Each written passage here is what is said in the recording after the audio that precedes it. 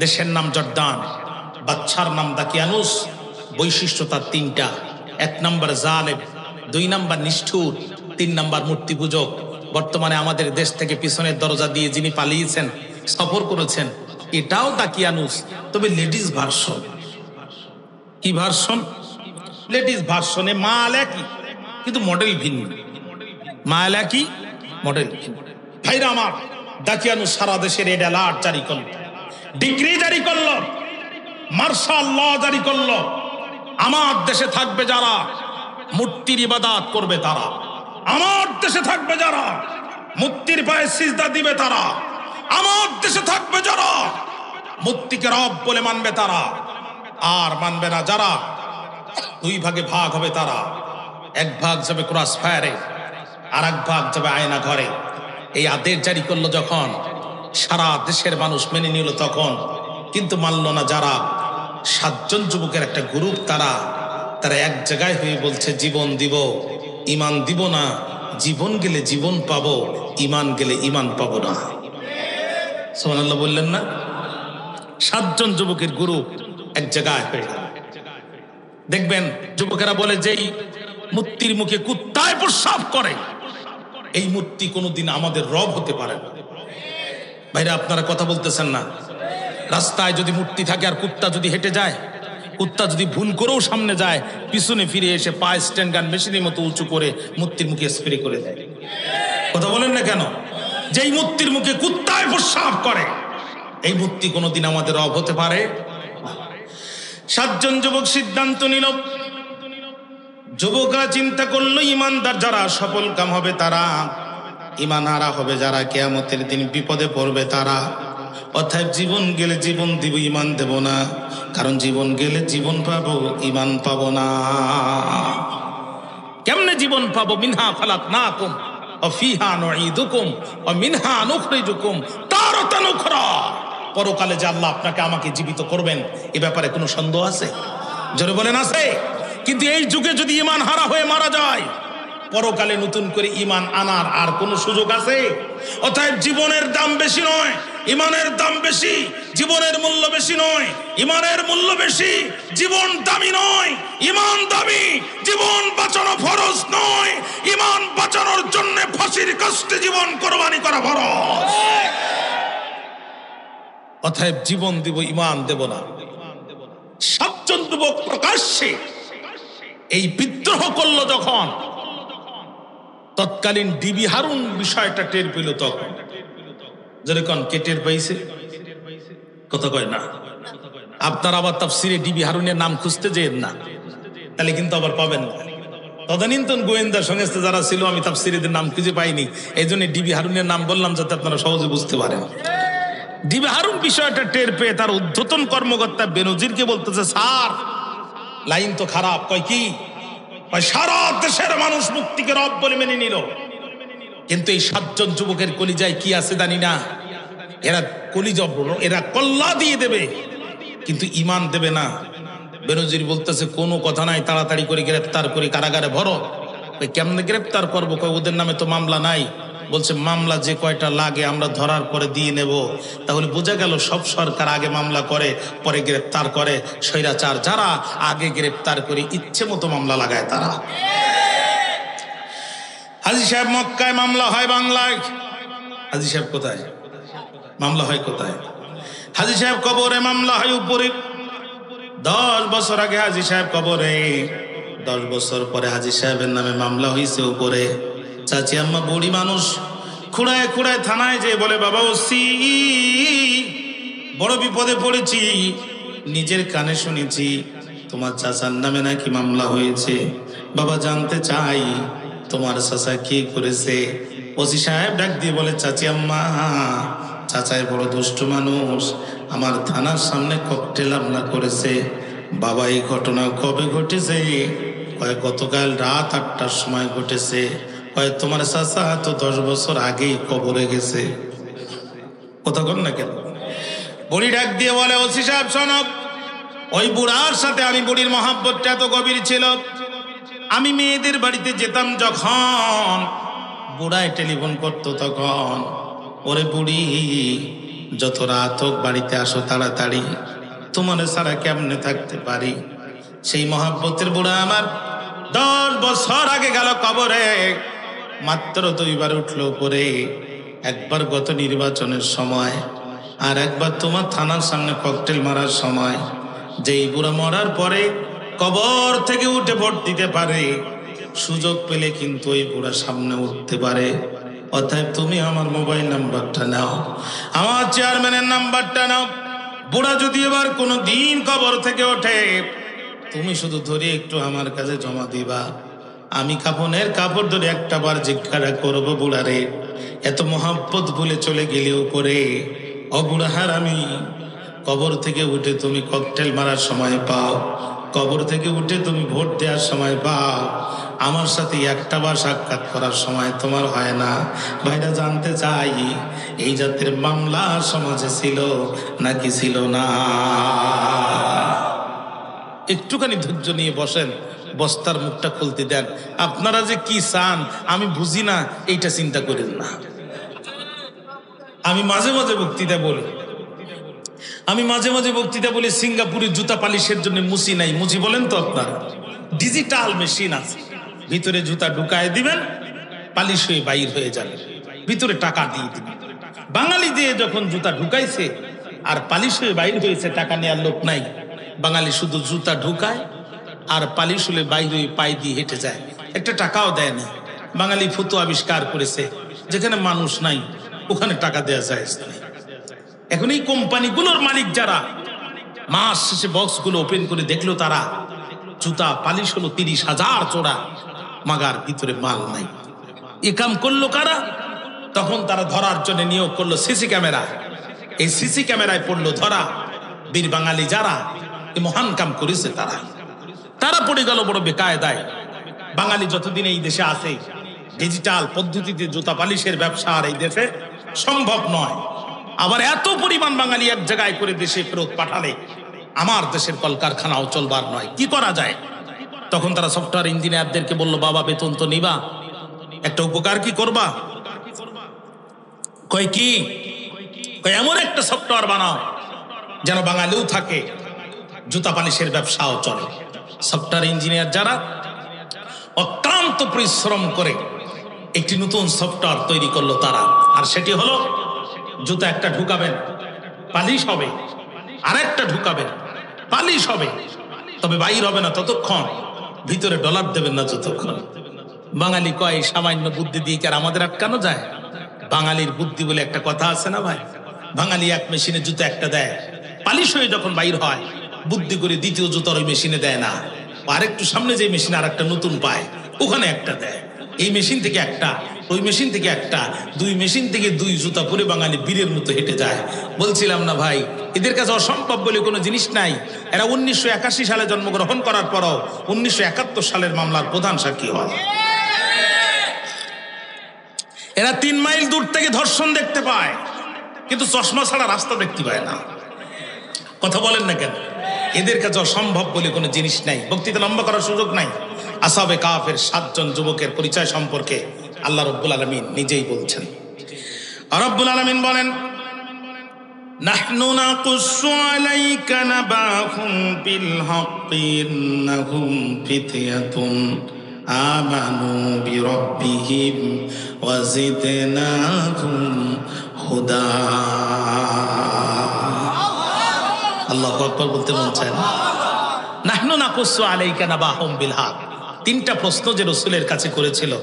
আজকে আমাদের আলোচনা হচ্ছে এই 3টা প্রশ্নের 2 নাম্বার প্রশ্ন, সেই বিস্ময়কার যুবক কারা? কথা কি এই পর্যন্ত বুঝতে আপনাদের কোনো কষ্ট হয়েছে? আল্লাহ বলছেন, নবী, ওই যুবকদের সত্য ঘটনা এখন আমি আল্লাহ তাআলা আপনাকে নিজেই বর্ণনা করে শোনাচ্ছি। ইন্নাহুম ফিতয়াতুন, নিশ্চয়ই তারা ছিল যুবকগণ। কি করেছিল তারা? আমানু বিরাব্বিহিম, তারা তাদের রবের প্রতি ঈমান এনেছিল। আর আমি আল্লাহ কি করেছিলাম? ওয়াজিদনাহুম হুদা, আমি তাদের হেদায়েতের রাস্তাকে বৃদ্ধি করে দিয়েছিলাম। একটু জোরে বলেন। ভাইরা আমার, যুবকদের হাতের মধ্যে দড়ি দেওয়া হলো, পায়ের মধ্যে বেড়ি দেওয়া হলো, সকালবেলা দাকিয়ানুসের আদালতে হাজির করা হলো। যখন দাকিয়ানুস আগে অগ্নিশর্মা হয়ে গেল, তখন উঁচু রাজকীয় চেয়ারে দাকিয়ানুস বসে আছে, চোখগুলো তার বড় বড় রক্তিম বর্ণ, হাতের পশমগুলো খাড়া খাড়া হয়ে গেল। দাকিয়ানুস মাথা গরম করে বলছে, রে যুবকেরা দাঁড়াও, রে যুবকেরা দাঁড়াও, এত বড় দুঃসাহস কোথায় পেলে? শুধু তাই না, তাফসীরে জালালাইনে আল্লামা জালালউদ্দিন সুয়ুতী রাহমাতুল্লাহ আলাইহি লেখেন, ওয়া আমারাহুম বিসসুজুদি লিল আসনাম। দাকিয়ানুস মুক্তি সামনে দাঁড় করায় দিল আর যুবকদেরকে বলে দিল, আমার সামনে সিজদা দিবি, দাঁড়াও। এত বড় দুঃসাহস কেমনে হলো? সারা দেশের লোক মূর্তিকে রব মানল, তোমরা কেন মানলে না? আল্লাহ কয়, নবী, যুবকেরা যখন ইমানের জবাব দেওয়ার জন্য দাঁড়িয়েছে, আমি আল্লাহ তাআলা ওয়ারাবাতনা আলা কুলুবিহিম, আমি আল্লাহ ওদের অন্তরকে ইমানের উপরে আরো শক্ত করে দিলাম। আর জোরে বলেন। যুবকেরা দাঁড়ায় বলো, রব্বুনা রব্বুস সামাওয়াতি ওয়াল আরদ। রে দাকিয়ানুস, আমাদের রব তো তিনি, আসমানের রব যিনি, আমাদের রব তো তিনি, আমাদের রব তো তিনি, জমিনের রব যিনি, আমাদের রব তো তিনি, জীবন দান করেন যিনি, আমাদের রব তো তিনি, মৃত্যু দান করেন যিনি, আমাদের রব তো তিনি, মৃত্যুর পরে পুনরুজ্জীবিত করবেন যিনি, আমাদের রব তো তিনি, পুনরুজ্জীবিত করার পরে জান্নাত আর জাহান্নাম দেবেন যিনি। ও প্যানের ভাইরা, একটাবার জবান করে বলেন তো দেখি, ওই রবের নাম কি? আরো জোরে বলেন, আল্লাহ। লান নাদুয়া মিন দুনিহি ইলাহা। রে দাকিয়ানুস, কান খাড়া করে শুনে রাখ, ওই রবকে ছাড়া অন্য কোন রবকে বর্তমানও মানি না, ভবিষ্যতেও মানব না। লান নাদুয়া ফেলে মুজারে মানসুব বিলা। মুজারে দুইটা জিনিসের অর্থ দেয়, বর্তমান এবং ভবিষ্যৎ, প্রেজেন্ট এন্ড ফিউচার। লান নাদুয়া মিন দুনিহি ইলাহা। ওই রবকে ছাড়া অন্য কোন ভেজাল সত্তাকে রব বানায় বর্তমানও ডাকি না, ভবিষ্যতেও ডাকবো না। সুবহানাল্লাহ বললেন না? শুধু তাই না, হাউলাই কওমুন আত্তাখাযু মিন দুনিহি আলিহাতান লাউলা ইয়াতুনা আলাইহিম বিসুলতানিন বাইয়িন ফামান আযলামু মিম্মান ইফতারা আলাল্লাহি কাযিবা। রে দাকিয়ানুস, আমাদের এই কওমদের কি হলো, যারা আল্লাহকে বাদ দিয়া কমিউনিজমের উপর ঈমান আনে, আল্লাহকে বাদ দিয়া ন্যাশনালিজমের উপর ঈমান আনে, আল্লাহকে বাদ দিয়া সেকুলারিজমের ঈমান আনে, আল্লাহকে বাদ দিয়া গণতন্ত্রের উপর ঈমান আনে। এদের কি হলো? আল্লাহকে বাদ দিয়া কোন ভেজাল সত্তাকে রব বলে স্বীকৃতি দেওয়া যাবে যদি তাদের কাছে এই ডকুমেন্ট থাকে, লাউলা ইয়াতুনা আলাইহিম বিসুলতানিন বাইয়িন, তাহলে তারা সেটা পেশ করে না কেন? ওমান আসলামু মিম্মান ইফতারা আলাল্লাহি কাযিবা। ওই ব্যক্তির চেয়ে বড় জালেম আর কে হতে পারে যে আল্লাহর নামে, তার রবের নামে মিথ্যা প্রতিপন্ন করে? ভাইরা, পরিষ্কার বক্তব্য শুনে রাখেন, আল্লাহকে বাদ দিয়া গাছকে যারা সিজদা করে, এরা যেমন মুশরিক। আল্লাহকে বাদ দিয়া মাছকে যেমন সিজদা করে, এরা যেমন মুশরিক। আল্লাহকে বাদ দিয়া গরুর পায়ে যারা সিজদা করে, এরা যেমন মুশরিক। আল্লাহর আইন বাদ দিয়ে মানব রচিত আইনের পিছনে যারা মিছিল, মিটিং, আন্দোলন আর সংগ্রাম করে, এরা ঠিক তেমনই মুশরিক।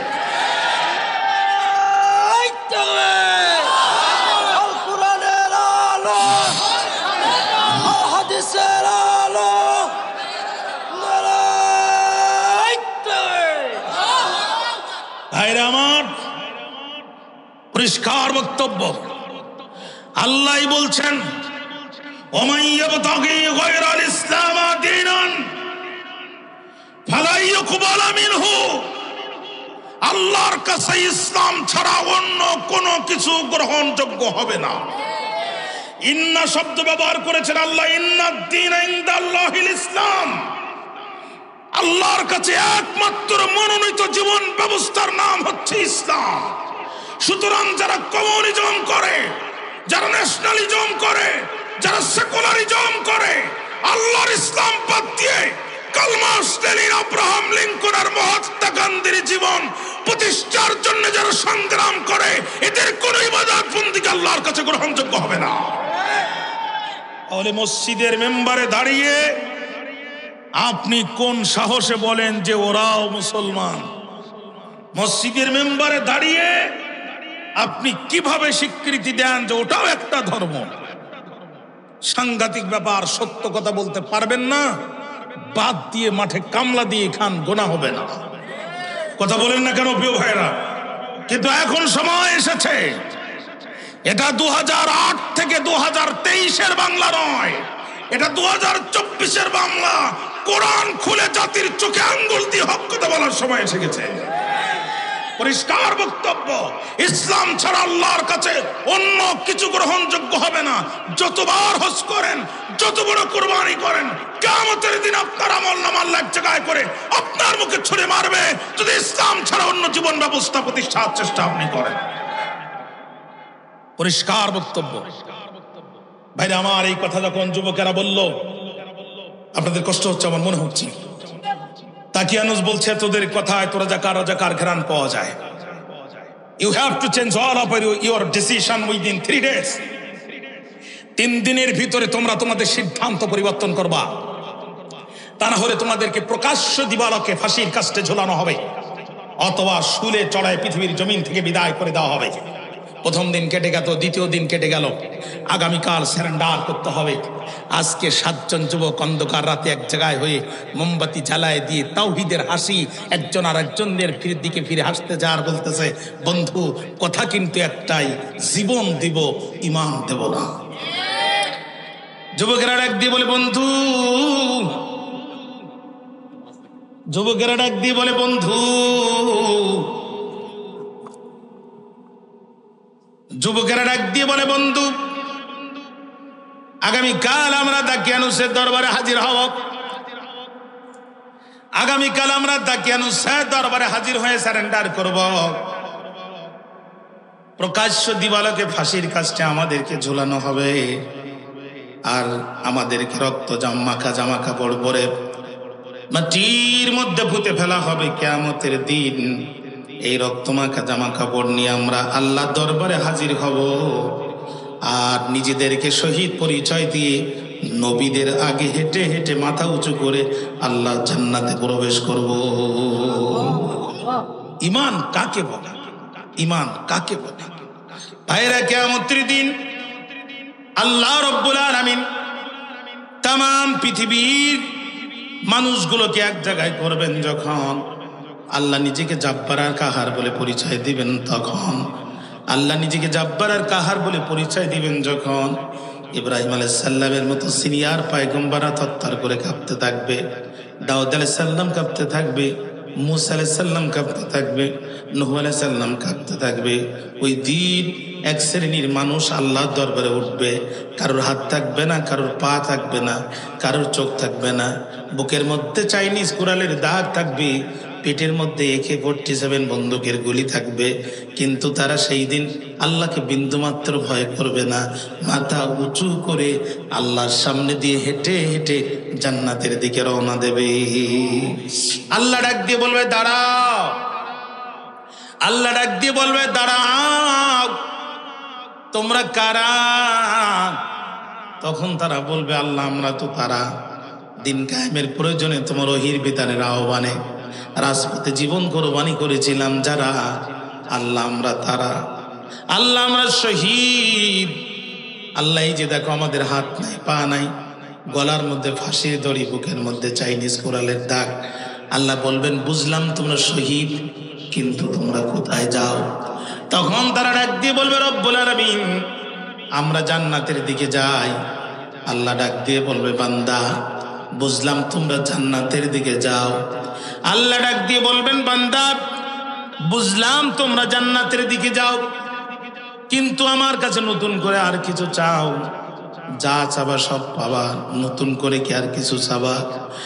তখন তারা ডাক দিয়ে বলবে রব্বুল আলামিন জান্নাতের পরে তুমি আমাদেরকে আর কি দিতে চাও? আল্লাহ সত্যি যদি জান্নাতের পরে আর কিছু দিতে চাও, জানটা আর একবার ফিরায় দাও, দুনিয়ার জমিনে আর একবার যেতে চাই, তোমার নামে আর একটা তাকবীর দিয়ে মাথা উঁচু করে শহীদ হয়ে তোমার দরবারে ফিরে আসতে চাই। আল্লাহ তখন ডাক দিয়ে বলবে বান্দারে এত নির্মম নির্যাতন করে হত্যা করলো তোদেরকে মারার পরও বাতিলের কলিজা ঠান্ডা হয়নি। উনি 1 ঘন্টা তোদের লাশটা ফাঁসির কাছে ঝুলায় রাখছে, পিটায় পিটায় হত্যা করার পরও কলিজা ঠান্ডা হয় নাই। চলন্তরের লাইনের উপরে তোদের দেহটা ফেলায় রাখছে, ট্রেনের নিচে চাপা পড়ে 3টা খণ্ডে খণ্ডিত হয়ে গেছে। তারপরও কেন সেই শহীদ হতে চাস? তখন তারা বলবে, রব্বুল আলামিন, শাহাদাতের মৃত্যু বরণ করতে এতই মজা, একটা পিঁপড়া কামড় দিলে যতই না কম কষ্ট হয়, তার চেয়ে অধিক কম কষ্টে শহীদের রূহ আল্লাহর জান্নাতে চলে যায়। রব্বুল আলামিন মালাকুল মউত অতি যত্নে আমাদের রূহটা বের করলো। আল্লাহ, আমাদের কাফনের কাপড়ের ভিতরে টাটকা রক্ত, তোমার কবরের মাটি আমাদের এই কাফনের কাপড় পর্যন্ত খেলো না। রব্বুল আলামিন, এত ইজ্জত তুমি শহীদদেরকে দিয়েছো, সত্যি যদি তুমি দিতে চাও বারবার দুনিয়ার জমিনে ফিরায় দাও। দুনিয়ার জমিনে যেতে চাই আর তোমার নামে তাকবীর দিতে চাই আর শহীদ হয়ে জান্নাতে যেতে চাই। জোরে কন্যা আল্লাহু আকবার। এই শাহাদাতের মৃত্যু আমরা চাই না প্রিয় ভাইরা। আপনি যত বড় আলেম হন, যত বড় মুফাসসির হন, যত বড় মুহাদ্দিস হন, ইসলামের যত বড় খাদেম হন, আপনি মারা যাবেন, আপনাকে কবরে থাকতে হবে, কিয়ামতের দিন উঠতে হবে, মিজান পুলসিরাত পাড়ি দিতে হবে, আল্লাহর কাছে হিসাব দিতে হবে, তারপরে জান্নাতে যেতে হবে। আর আপনি যদি শহীদ হয়ে যান, মালাকুল মউত আসবে, আপনার জানটা বের করবে আর আল্লাহর জান্নাতের মধ্যে ছুরি মারবে। আল্লাহ, এই শহীদের মৃত্যু তুমি আমাদেরকে ভিক্ষা দাও। বাইরে আমার যুদ্ধ চলছে, যুদ্ধের ময়দানে নবীজি যুদ্ধের নেতৃত্ব দিচ্ছেন। এমন সময় একজন কাফের আসলেন, ইয়া রাসূলুল্লাহ, আমাকে কালেমা পড়ায় দেন। নবী আমার কালেমা পড়ায় দিলেন। হুজুর, আমি এখন কি করব? আল্লাহ রাসূল বললেন, তোমার কাছে তরবারি আছে। লোকটি বললেন, হুজুর তরবারি ভাঙা। নবী বললেন, ভাঙ্গা তরবারি নিয়ে যুদ্ধের ময়দানে নামো। মুসলিম সাহাবী ভাঙ্গা তরবারি নিয়ে যুদ্ধের ময়দানে নামলেন, কাফেরদের আঘাত করলেন। এক পর্যায়ে কাফেরদের আঘাতে নিজেও শহীদ হয়ে গেলেন। যুদ্ধ শেষ হলো, যখন লাশগুলো এক জায়গায় করা হচ্ছে, তখন সাহাবীরা বলছে, ইয়া রাসূলুল্লাহ, এই লোকটি জীবনে একটা সিজদা দেয় নাই, একটি রুকু করে নাই। আমার কথা কি মনোযোগ আছে আপনাদের? একটি সিজদা দেয়নি, একটি রুকু করে নাই, একটি ওয়াক্ত নামাজ, একটি রাকাত নামাজ পড়ে নাই। যুদ্ধের ময়দানে শুরুর পরে লোকটি আসলো আর যুদ্ধে অংশগ্রহণ করলো। ওগো নবীজি, এই লোকটির জানাজা পড়ো বা কি লাভ, না পড়ো বা কি লাভ? আল্লাহ রাসূল ডাক দিয়ে বলে, সাহাবী কি বলতে চাও? হুজুর, আমাদের কেন জানি মনে হয় লোকটি জাহান্নামী। বিশ্বনবী বললেন, সাবধান, তোমরা সাক্ষী দিচ্ছ লোকটি জাহান্নামী, আমি মুহাম্মদুর রাসূলুল্লাহ সাক্ষী দিচ্ছি লোকটি জান্নাতি। আল্লাহু আকবার বলতে মন চায় না? আল্লাহ, এই শাহাদাতের মৃত্যু তুমি আমাদেরকে ভিক্ষা দাও। ভাইরা আমার, উহুদ যুদ্ধ শেষ হয়ে গেল। আল্লাহ নবী লক্ষ্য করে দেখলেন একজন মহিলা রাসূলকে ইশারা দিচ্ছেন। নবীজি আমার তার কথা শুনলেন, ডাক দিয়ে বলছে, নবীজি, আমি আপনার চাচি আম্মা, আপনার চাচা, আপনার চাচা হানজালা গত রাত্রে আমাকে বিয়ে করে বাসর ঘরে নিয়েছে। হানজালা আমার সাথে মেলামেশা করেছে, হানজালা আমার সাথে বাসর কাটিয়েছি। হানজালা জুনুব অবস্থায় ছিল, তার উপরে গোসল ফরজ হয়েছে। ওগো নবীজি, গোসল করার জন্য হানজালা কোষের মধ্যে পানি নিয়ে যখন গায়ে দেবে, কে যেন রাস্তা দিয়ে যায় আর বলে, কুতিলা মুহাম্মদ, মুহাম্মদ দুনিয়ার জমিনে নাই।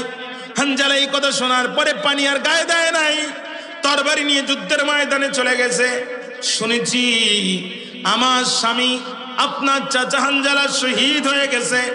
নবীজি, অভিযোগ করার জন্য আসি নাই, অনুযোগ করার জন্য আসি নাই। ইয়া রাসূলুল্লাহ, শুধু জানতে এসেছি আপনার চাচাকে কি আপনি অবস্থায় দাফন করাবেন নাকি তাকে গোসল করাবেন? আল্লাহ নবী কিছুক্ষণ চুপ থাকলেন। এরপরে নবী ডাক দিয়ে বলে, চাচি আম্মা, ও চাচি আম্মা, আমি নবী, আপনি নবী না।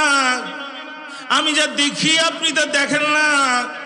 আমার চাচার শাহাদাতে আল্লাহ রাব্বুল আলামিন এত বেশি পরিমাণ খুশি হয়ে গিয়েছে, জান্নাতি ফেরেশতা আর জান্নাতি পানি দিয়ে আমার চাচা হানজালাকে আমার আল্লাহ নিজে দায়িত্বে গোসলের ব্যবস্থা করিয়েছে।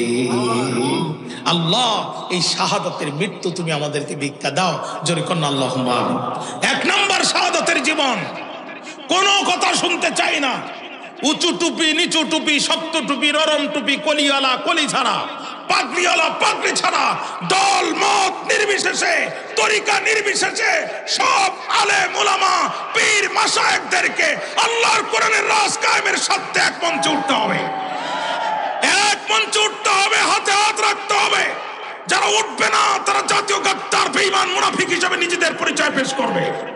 দুই নাম্বার, কমিউনিজম দেখেছি, ন্যাশনালিজম দেখেছি, সেকুলারিজম দেখেছি, বাবার শাসন দেখেছি, কন্যার শাসন দেখেছি।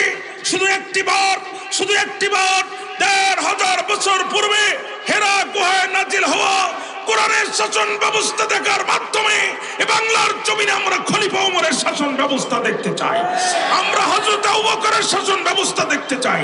আল্লাহর কোরআনের শাসন ব্যবস্থা দেখার জন্য যদি পকেটের টাকা দিতে হয় টাকা দিব, যদি হাত কোরবানি করতে হয় হাত কোরবানি করব, যদি পা কোরবানি করতে হয় পা কোরবানি করব, যদি চোখ কোরবানি করতে হয় চোখ কোরবানি করব, আরে যদি প্রয়োজন হয় গদ্দানও যদি দিতে হয় গদ্দান দিয়ে দেব। তারপরও বাংলার পার্লামেন্ট কোরআনের পার্লামেন্ট বানাবো। কারা কারা যে আছেন দু হাত তুলে আল্লাহকে দেখায়।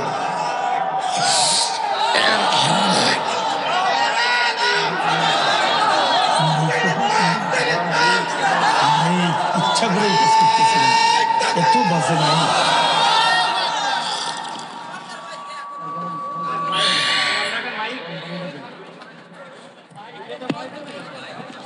আমার ভাইরা দেখেন আওয়াজ আছে কিন্তু কমায় রাখছে, একটু বাড়ায়। 10 দিন বক্তৃতা করলে এত কষ্ট। আপনার মাইকটা আমি যেখানেই পালাম সেখানেই দিব।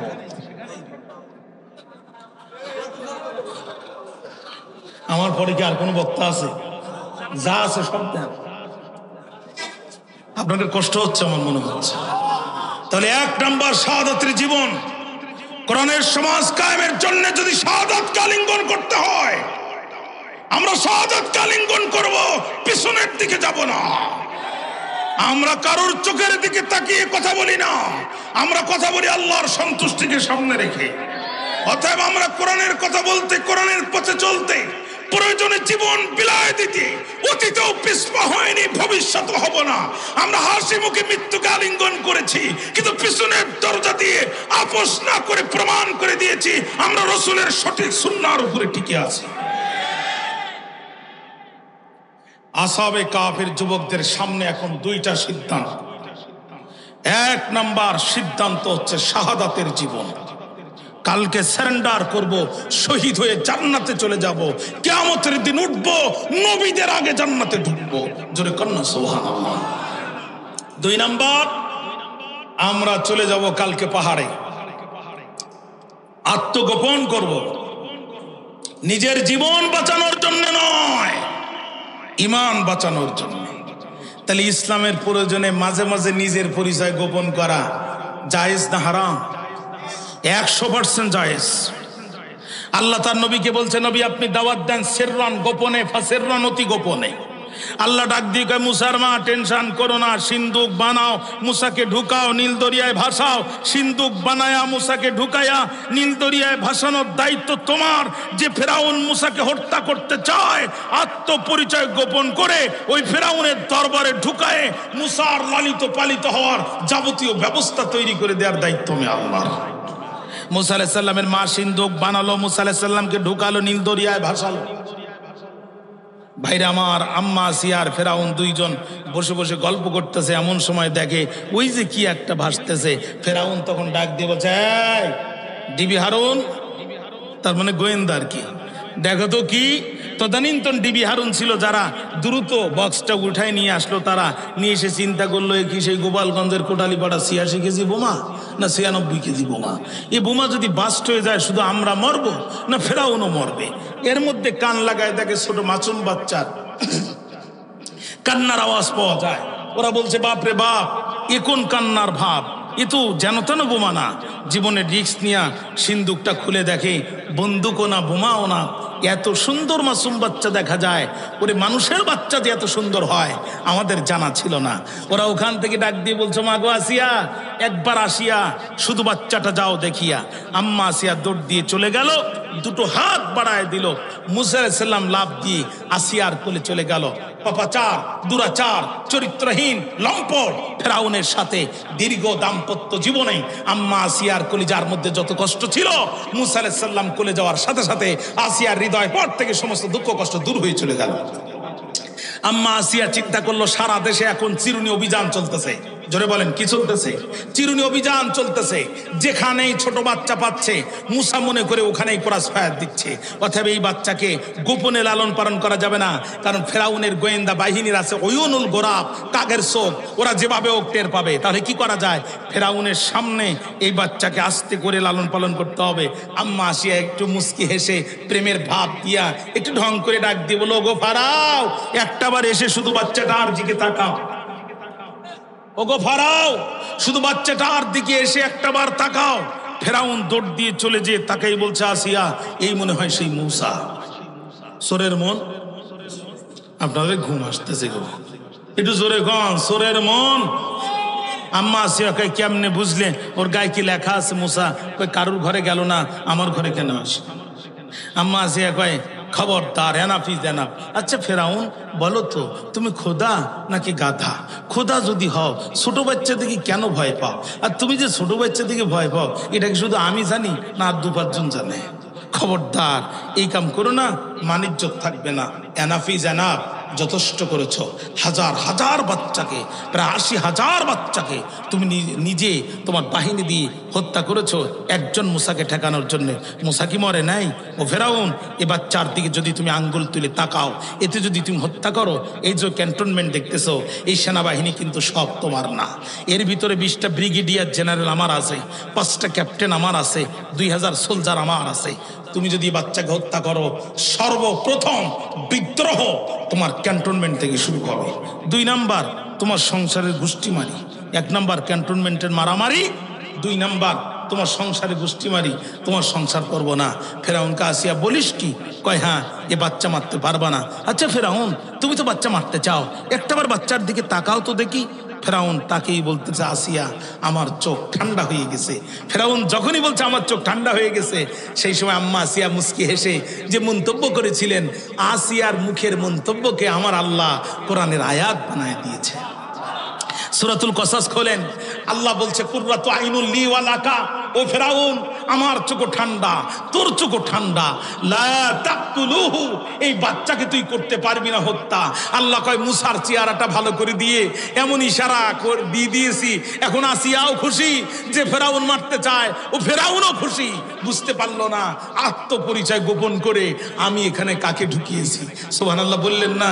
এখন আল্লাহ যদি মুসার পরিচয় গোপন করে ওখানে ঢুকাতে পারে, তাহলে আমার যুবকেরা ইসলামের স্বার্থে নিজের পরিচয় গোপন করে বিশ্ববিদ্যালয়ে কেন কোরআনের দাওয়াত দিতে পারবে না? বিশ্বজিতের কথা আপনারা ভুলে গেছেন। হিন্দু ছেলে, কর্মচারী মানুষ, দাড়ি ক্লিন করতে পারেনি, শেভ করতে পারেনি, মুখের মধ্যে একটু একটু দাড়ি আছে। স্বৈরাচারের সন্ত্রাসীরা চাপাতি দিয়ে যখন তারা আঘাত করতেছে, ছেলেটি বলতেছে ভাই মারিস কেন? কয় তুই অমুক ইসলামী দলের লোক। কয় দূর, আমি মুসলমানই না। বিশ্বাস না হয় আমার প্যান্ট খুলে দেখ। বলছে না, তোর ভ্যান খোলার সময় নেই, তুই অমুক দলের লোক বলে চাপাতির কোপ দিয়া ছেলেটাকে পৃথিবীর জমিন থেকে বিদায় দিয়ে দেয়। ওপেনের ভাইরা, হিন্দু ছেলে মুখের মধ্যে অল্প একটু দাড়ি থাকার কারণে যদি চাপাতির হাত থেকে রক্ষা না পায়, ওই যুগে যদি আমার যুবকেরা ইসলামের স্বার্থে নিজের পরিচয় গোপন করে, মুরব্বী এত চুলকাই কেন তোমার? কথা কেন বলেন না? আম্মা আসিয়া বলতেছে এই ফেরাউন এই সন্তান মারতে পারবা না, ক্যান্টনমেন্টের মারামারি আর তোমার সংসারে গোষ্ঠী মারি। ফেরাউনকে আসিয়া তোর কথাই মানলাম, তবে খেয়াল রাখি যে যেন বড় হয়ে মুসা না হয়। বড়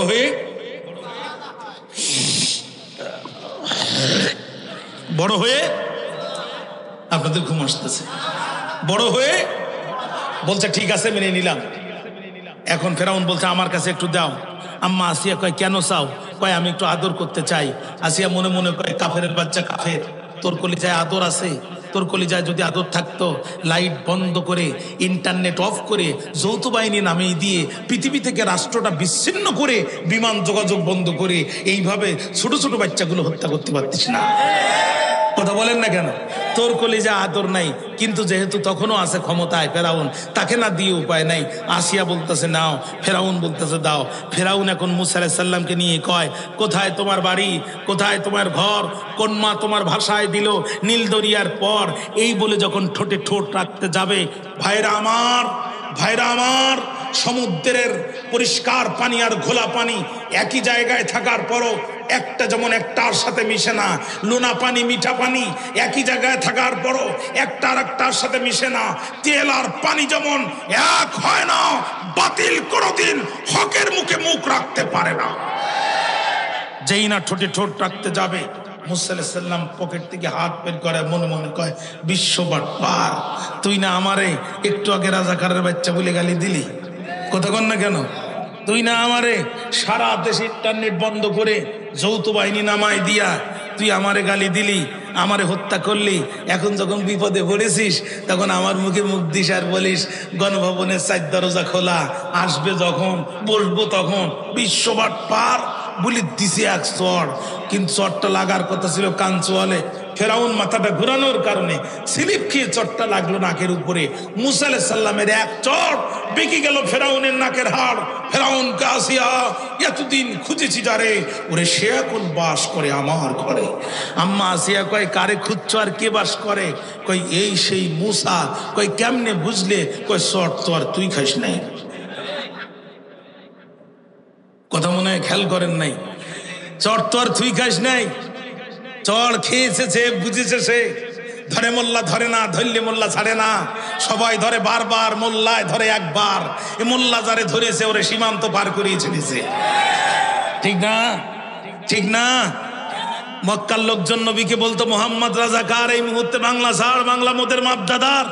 রসুল আফসোস নিয়ে আকাশের দিকে তাকিয়ে বলতো, আল্লাহ মক্কা কার? আল্লাহ কয়, জিবরিল আর দেরি করিস না, নবীকে জানায় দে, লা উকসিমু বিহাযাল বালাদ, ও নবী মক্কা আমার, ওই মক্কায় থাকার একমাত্র বৈধ অধিকার আমি আল্লাহ দিয়েছি তোমার। সুতরাং আমাদেরকে যারা বলেছিল রাজাকার, তারা এখন বাংলা ছেড়ে চলে গেছে। মারা গেলেও লাশটা এই দেশে দাফন হবে না, ওখানেই দাফন হবে, মরা লাশও জাতি ঢুকতে দেবে না। ঠিক না? ঠিক না? আমরা 15 বছর মোকাবেলা করেছি, আমাদেরকে 15টি সেকেন্ড মোকাবেলা করার সাহস দেখায় নাই। এখন মেয়ে লোকের অন্যা খুলে মুখে বাইন্দে মাঝে মাঝে রাত্রি টর্চ লাইট নিয়ে রোডে বাইর। কথা কন না কেন? ভাইরা আমার, আল্লাহর কোরআনের সাথে গাদ্দারি করেছে, ইসলামের গায়ে হাত দিয়েছে, প্রকাশ্য দিবালোকে কোরআনের তাফসীর মাহফিল বন্ধ করার মতো ধৃষ্টতা দেখিয়েছে। যাওয়ার সময় রান্না করা দুপুরের ভাতটাও কপালে জোটে না। শিক্ষা নেন ইতিহাস থেকে। ভাইরা আমার, ফেরাউন বলতেছে, আসিয়া শর্ত আর তুই খাইস নাই। If you don't believe please look at my nose. আপনাদের কষ্ট হচ্ছে? বিরক্ত হচ্ছেন আপনারা? বিশ্বাস যদি না করিস তুই আমার নাকের দিকে তাকা। আসিয়া নাকের দিকে তাকিয়ে কয়, তোমার নাক তো ঠিকই আছে। কয়, ঘরের বউ হয়ে বলতো দেখি, গতকাল কি এরকম বাঁকা ছিল? গতকাল এমন বাঁকা ছিল? আম্মা আসিয়া, আমি তো দেখতেছি তুমি মানুষই সারা জীবন বাঁকা। কয় না রায় আসিয়া, এ বাচ্চাটা স্বাভাবিক, কিন্তু এর থাবার ওজন অস্বাভাবিক। এ বাচ্চাটা স্বাভাবিক, থাবার ওজন অস্বাভাবিক। যে কাটা ধার হয় তার গোড়া দেখলে বোঝা যায়, যে বিড়াল শিকারী হয় তার গোপ দেখলে আন্দাজ করা যায়। এ বাচ্চা গোপনে পরিচয় গোপন করে আমার রাজপ্রাসাদে ঢুকেছে, এখানে বড় হবে, আমার রাজপ্রাসাদের মানুষের ভিতরে দাওয়াতি কাজ করবে। হঠাৎ করে একদিন স্লোগান দিয়ে বলবে, ইনিল হুকমু ইল্লা লিল্লাহ, আইন চলবে শুধুমাত্র আল্লাহর। আলা লাহুল খালকু ওয়াল আমর, জমিন যার, আইন চলবে তার। জমিন যার, আইন চলবে তার। ফেরাউন চিনতে পেরেছিল মুসা আলাইহিস সালামকে। আসিয়া কয়, কোনো কথা নয়, কোনো কথা নয়, যদি এই বাচ্চা হত্যা করো ক্যান্টনমেন্টের মারামারি আর তোমার সংসারে গোষ্ঠী মারি। কয় ঠিক আছে আসিয়া, তোর কথাই থাকলো, তাহলে বড় হয়ে যেন মুসা না হয় খেয়াল করিস। আসিয়া কয় শুধু আমার কথা থাকলো বললে হবে না, এখন ব্যবস্থা নিতে হবে। কয় কি করতে হবে? কয় বাচ্চা খাবে। কয় কি খাবে? কয় তাড়াতাড়ি ফোন দাও। কোথায়? কয় সিটাগাং বাড়ি, খাড়া খাড়া চুল, তোমার ওই বদমাইশ তথ্যমন্ত্রী হাসান মাহমুদের কাছে টেলিফোন করো। তদানীন্তন তথ্যমন্ত্রীর নাম তার আমি জানি না, এই জন্য বর্তমানটা দিয়ে বললাম যাতে আপনারা সহজে বুঝতে পারেন। ওকে দিয়ে বলো তোমার দরবারে একটা বাচ্চা আছে, ধাত্রী লাগবে। তদানীন্তন প্রিন্ট এবং ইলেকট্রনিক মিডিয়ায় ঘোষণা হয়ে গেল, ধাত্রী লাইন দিল, কিন্তু মুসা আলাইহিস সালাম কারুর কোলে গেল না। লাইনের শেষে দাঁড়িয়েছিলেন যিনি। কুত্তায় মিছিল করে কেন? এদের নিয়ন্ত্রণ করুন। আপনাদের বিরক্তি আসতেছে, আমি শেষ করে দিচ্ছি। মনোযোগ আছে আমার দিকে? একটাবার আওয়াজ দেন তো, আল্লাহু আকবার। খেয়াল করেন বন্ধু আমার, খেয়াল করেন। এখন লাইনের শেষে দাঁড়িয়েছিলেন যিনি, মুসা আলাইহিস সালামের বোন ছিলেন তিনি। বোন বলতেছে, ভাইরা, অফিসাররা, আমার কাছে একটি ধাত্রীর সন্ধান আছে, আমি নিশ্চিত এই বাচ্চা যাবে তার কাছে। অনুমতি যদি পাই আমি তাকে নিজের সাথে করে নিয়ে আসতে চাই। অফিসাররা বলল তাহলে তো খুব সুবিধা হয়, বহুদিন হলো, অনেকক্ষণ হলো এই বাচ্চা কিছু খায় নাই। আমি আপনাদের কাছে জানতে চাই, মুসা আলাইহিস সালামের বোন কি মুসা আলাইহিস সালামের পরিচয় দিয়েছিল নাকি পরিচয় গোপন করেছিল? পয়গম্বরের বোন যদি তার ভাইয়ের জীবন বাঁচানোর জন্য তার ভাইয়ের পরিচয় গোপন করতে পারে, আমার যুবক ইসলামের প্রচারের স্বার্থে নিজের জীবন বাঁচানোর জন্য কেন তার পরিচয় গোপন করতে পারবে না? মুসা আলাইহিস সালামের বোন যে তার মাকে নিয়ে আসলো। ভাইরা কি বলবো, এই লোহার সামনে চুম্বুক নিলে চুম্বুক যেমন ক্ষিপ্র গতিতে লোহার দিকে চলে যায়, দীর্ঘক্ষণ পর মাকে পাওয়ার সাথে সাথে মুসা আলাইহিস সালাম এক লাফ দিয়ে মায়ের কোলে চলে গেছে। আল্লাহ ডাক দিয়ে বলে, ওয়াদাল্লাহি হক, ওরে মুসার মা, আমি আল্লাহর ওয়াদা সত্য না, তোর মুসাকে তোর কোলে ফিরায় দিলাম, মাঝখানে একটু নৌপথ ঘোরায় নিয়ে এসে জীবনের নিরাপত্তা দিয়ে দিলাম। যে ফেরাউন মুসাকে মারতে চায়, এখন সেই ফেরাউন মুসার জীবনের নিরাপত্তা দিচ্ছে। ও মুসার মা, পৃথিবীর সবাই জানবে তুই ওর দুধ মা, আমি আল্লাহর, তুই জানবো তুই ওর আসল মা। ও মুসার মা, আবেগে আপ্লবিত হয়ে পরিচয় দিস না। এখন ফেরাউনের দরবারে একটা কামরা বরাদ্দ হবে, তোকে সেখানে থাকার ব্যবস্থা করবে, তোকে খাদেম দিবে, মোটা অঙ্কের বেতন দিবে। ফেরাউনের পুলিশের বেতন বৃদ্ধি হয় 5 বছর পর পর, তোর বেতন বৃদ্ধি হবে তোর ইচ্ছার উপর। তুই শুধু একবার বলবি, আহা ভালো লাগে না, চাকরি করব না, বেতন 3 গুণ হতে মোটে দেরি হবে না, কারণ তোর মুসা তোর বুকে ছাড়া পৃথিবীর কোনো নারীর বুকে মুখ দেবে না। ও মুসার মা, তুই যেন আফসোস করে বলিস না, আল্লাহ এত পুণ্যময় বাচ্চা দিলে আমাকে পরিচয় দিতে দিলে না। আমি আল্লাহর পরিকল্পনা বড় মহাপরিকল্পনা। ও মুসার মা, তোর মুসার পরিচয় গোপন করে ফেরাউনের দরবারে ঢুকাবো। ও জাইলুহু মিনাল মুরসালিন, আর রাসূল পরিচয় দিয়ে তোর মুসার আত্মপ্রকাশ ঘটাবো। আল্লাহ যদি মুসা আলাইহিস সালামের পরিচয় গোপন করে ফেরাউনের দরবারে ঢুকাতে পারে আর রাসূল পরিচয় দিয়ে আত্মপ্রকাশ করাতে পারে, তাহলে আমার যুবকেরা নিজের পরিচয় গোপন করে বিশ্ববিদ্যালয়ে ঢুকে কেন সমন্বয়কের পরিচয় দিয়ে আত্মপ্রকাশ করতে পারবে না? কথা কি বুঝতে পেরেছেন? অতএব পরিচয় গোপন করার কারণে আমার যুবকদেরকে গালিগালাজ করে যারা স্বৈরাচারের নয়া চামচা, তারা। বক্তব্য লম্বা করবো না। আসাবে কাফের যুবকদের সামনে সিদ্ধান্ত দুইটা, হয় শহীদ হয়ে যাব, না হলে পাহাড়ের গুহায় চলে যাব। বক্তব্য কি পর্যন্ত বুঝতে আপনাদের কষ্ট হয়েছে?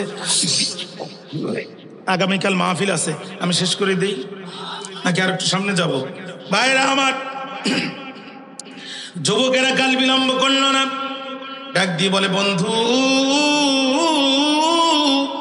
যদি প্রকাশ্যে আমরা শহীদ হয়ে যাই, এই দেশে নতুন করে আর কেউ প্রকাশ্যে ঈমান আনবে না। অতএব চলো আমরা চলে যাই, পাহাড়ের গুহার মধ্যে চলে যাই, জীবন বাঁচানোর জন্য নয়, ঈমান বাঁচানোর জন্যে। যুবকেরা গুহার মধ্যে যখন রওনা দিল, পথিমধ্যে একটা কৃষকের কুকুর ছিল, যুবকদের পিছনে পিছনে রওনা দিল।